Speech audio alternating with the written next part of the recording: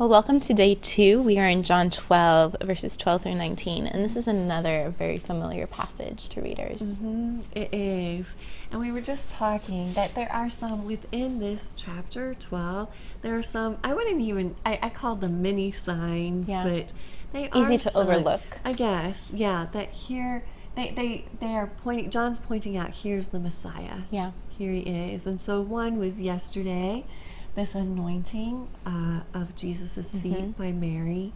And today we see the large crowd who is gathered, and they've come out with their branches, and they're singing Hosanna to Jesus. It's such a beautiful picture, I think, because it's like, finally they get it, right? Yes. Like, they're finally acknowledging. And we see some of that where, verse 17, the crowd continue to bear witness, and the Pharisees are freaking out, of course, and saying, look, the world has gone after him. So you kind of sense this, like, climax, almost. Yes. Right? Yes. From a human perspective, this would be the climax. Jesus enters Jerusalem triumphantly. That's right. And yet you make a note of his gentleness. I know. I think that is part of the commonality. That it's very common for us to remember that he came in on a donkey.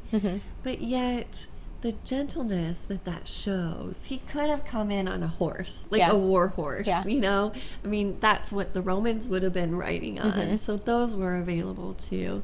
Instead, he comes in on a donkey, and there's this sense of gentleness, a sense of peace. We've talked about before that he's not ruffled. Like when the Jews want to stone him, he remains very calm with them. For which of these do you want to stone me for? Right. So, and we see this in the midst of a crowd that I think would have been quite excited.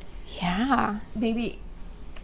Maybe some frenzied in a more political sense than what he would be comfortable with. Yeah. I mean, we know historically there were zealots who were ready to overthrow the Roman government. And so this is it.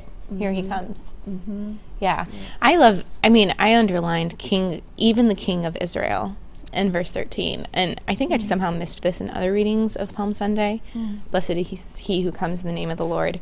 But it just made me think about, his name of King of Kings. When he was born, the Magi came and brought him gifts. Yes. And gold was the gift for a king. Yes. And when he hangs on the cross, Pilate hangs a sign that says King of the Jews. And here we see King of Israel. But that also makes me think of, in Revelation, we have this picture of Jesus riding a white horse. That's right. The warrior's position. And on his thigh is written King of Kings. Yes. And so even though he came gently and humbly here, he is coming back as King of Kings to rule what is rightfully his, and he will come in a different posture as well. I'm so glad that you circled back around that, because that's really what stood out to me, that here is a king who is gentle and humble and peaceful and quiet. So I didn't explain that very well to begin with, and it's the fact that he is a king, that he would come in that way. What other kings do you know? Yeah. I mean, it's a beautiful picture. Here at the local church, we just started a series on Revelation, and this is one of the things that I'm most excited about, is that Pastor Mike keeps pointing to, he's coming soon. He's coming soon. It's right around the corner. The end is near. Absolutely. And so my application was, am I actually living as if he's returning to rule soon? So looking at he's coming back soon, and just thinking, today, am I making choices in light of the reality that Jesus is the King of Kings who is coming back to rule the earth soon? Is that how I'm actually living? I like it's that, a challenging thought. It is a very challenging thought. Mine was similar, but took a little bit different bent. I guess I was like, I love the joy and the celebration here.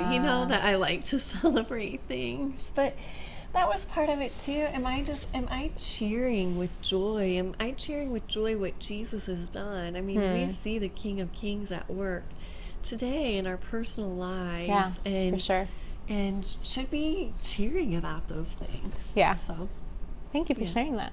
It's good. We'd love to know what's your application today from just this beautiful text. So let us know.